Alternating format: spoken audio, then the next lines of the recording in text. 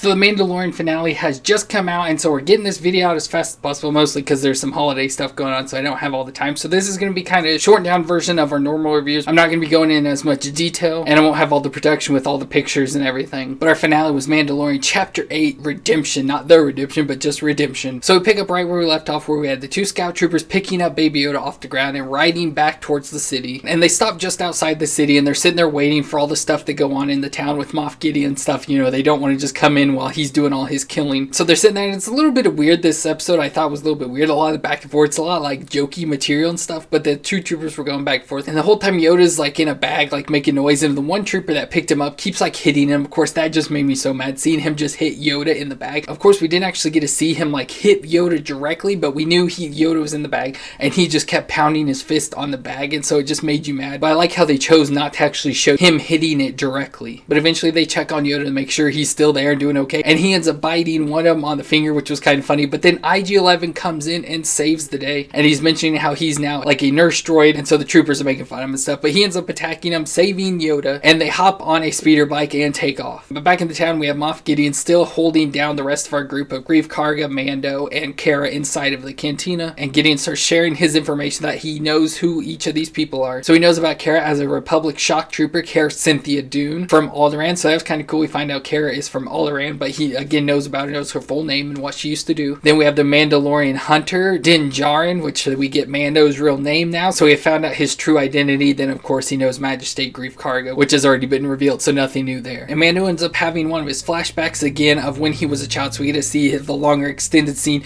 of him as a child in the town he lived in, being attacked by the battle droids, but then he ended up being saved at the end by Mandalorians, and that's how he got picked up, taken as a foundling by them. He was found and saved by a group of Mandalorians that came in, and so that's how he got joined in with the Mandalorians. But then comes IG-11 riding into town on one of the speeder bikes with Baby Yoda on his chest, and he's just zipping around shooting all the stormtroopers he passes with the gun, you know, with his arms going in all different directions again. And he comes riding into the group of all the stormtroopers, death troopers, and Moff Gideon, and it causes the distraction. That allows Mando, Cara, and Greef Karga to come running out, so they all join in on the fight. And they're pretty successful until Moff Gideon ends up shooting up this E-Web gun that they set up, which is just like a turret gun we saw back in Empire Strikes Back with the snow troopers. A gun just like that, but he says, you know, it's been modified and stuff. It's called an E-Web gun. Well, he ends up shooting like the little square canister that attaches to it, and that sends Mando flying, and so he's severely injured, and that causes the group to retreat back into the cantina. So Gideon sends in a flame trooper, and he starts flaming up the cantina and goes around to a side door they blew in and starts coming in, and he starts flaming at them,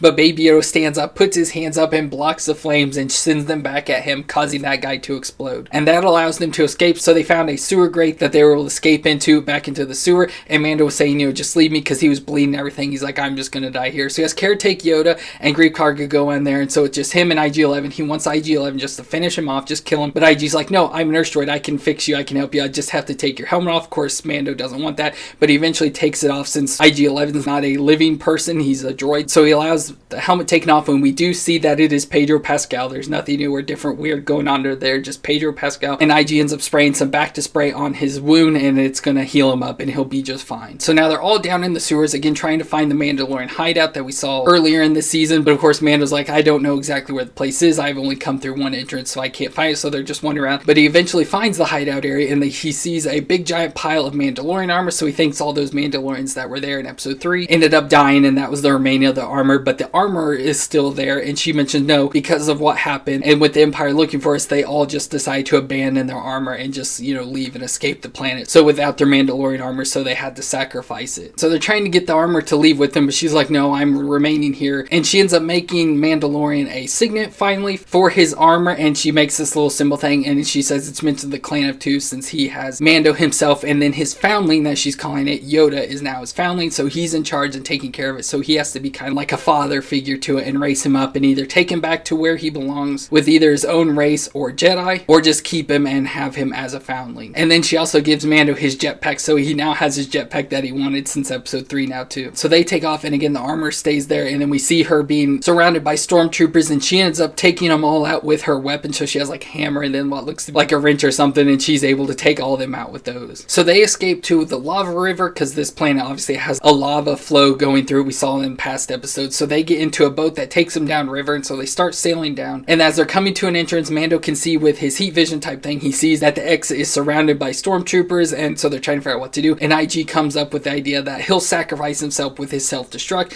to save all of them, and it would fit with his programming since he's sacrificing himself to save the child with his whole nursing programming. So he jumps out of the boat into the lava and walks down to the end with all the stormtroopers waiting, and he just explodes and it takes all of them out. So the group is able to make it to the end of the river at the exit. And of course, so as soon as they make it out, we hear TIE Fighter, and here comes Moff Gideon in his special TIE Fighter, and he just keeps flying down around him, shooting at him, and they're trying to shoot him, but obviously they keep missing. And we get a funny comment. So Greef says, why can't the baby do his hand thing again? And he's like, you know, holding his hands up like for Yoda to do the Force, obviously. And so Yoda's staring at him, and then he raises his hands and like wave at him, thinking, you know, he's waving at him or something. So that was obviously hilarious. But Mando eventually uses his jetpack to shoot up in the air over the TIE Fighter and spins around and shoots his little grapple gun at it and grapples onto the TIE Fighter. And so Gideon's flying around, you know, trying to get Mando off. But Mando ends up attaching one of his detonators onto the wing of the TIE Fighter, and the bomb detonates and blows off the wing of the TIE Fighter, and it crashes into the ground. And Mando safely lands back on the ground, and he has a conversation with Greef and Cara, and she mentions that she's going to stay here and just continue to work with Greef. And Greef's like, oh, this is going to be fantastic. With everything you've done here, this is going to be a booming place, and it's going to be so much better now. But Mando decided that he's going to leave with Yoda, so he grabs him and he takes off with the jetpack, and he flies back to the Razor Crest with Baby Yoda in hand. And they ride there, and it shows him making a little grave for Quill and puts his helmet on a rock and stuff, so it's again like a grave for Quill. And they get in the Razor Crest and take off for their next adventure. But of course, before it ends, we have to get another cliffhanger going in, so we go back to the crashed TIE Fighter, and we see a bunch of Jawa scavenging parts and stuff, pulling stuff off the TIE Fighter, and all of a sudden something comes out and starts happening to the TIE Fighter, and we see Moff Gideon cut his way out of the TIE Fighter with a dark saber. So somehow he has a dark saber, which of course we've seen those in the Clone Wars TV show, and it was the lightsaber of the Mandalorian that was a part of the Jedi Order at one point, so it's kind of a heritage thing passed down through the Mandalorian. So somehow Moff Gideon has it, and he cut his way out, and then it ends with him standing on top of the TIE Fighter with the dark saber in his hand. And that was our finale of the Mandalorian. It was pretty good. I did mention to my brother though that I didn't think it was that great of an episode, just because of there wasn't much action. Like, we had the scene with all the group inside the little town center, but it didn't last very long, and then from there, like every time there would be action, it just kind of ended real quick or off screen, so we didn't get to see a whole lot. So action wise, it wasn't that packed, but I still really enjoyed the whole story and stuff, and the stuff with Moff Gideon, knowing who they all were, and we got to see Mando's face and find out his real name and just more of his backstory. So not the most drastic like cliffhanger for the end of a season, but it definitely sets you up for that there is going to be more seasons, and I'm excited to see where they go next. And of course, just a little bit ago, Jon Favreau sent out a thing saying that the next season will come out in fall 2020, so next year, and I'm excited to see what happens in that episode. I can't wait to see more Baby Yoda. So Mandalorian overall for all the season was really good. I really enjoyed every episode. I forgot to rate this episode. I'd probably give it about a 7, again just because I was a little let down in action, but it still wasn't a bad story. So for the whole season, that keeps it up really good. I think the lowest episode was about a 6 or 6.5, I can't remember. So for a TV season, that's really good in my opinion, and I really enjoyed all the episodes. I've rewatched each of them multiple times and not really bored through any of it, so I really have enjoyed this series. So that's just our short review of The Mandalorian Chapter 8, the finale episode, and I want to know what your opinions of it were. If you enjoyed this whole Mandalorian season or just this episode, go ahead and let me know about it in the comments. And I hope you checked out all our other Mandalorian reviews. We will have the playlist at the end of the video, and you can click that and go see all the videos to see my opinion of all the other episodes. So go ahead and check that out, and thank you all so much for clicking on this video. I hope you stay awesome, and I'll see you next time.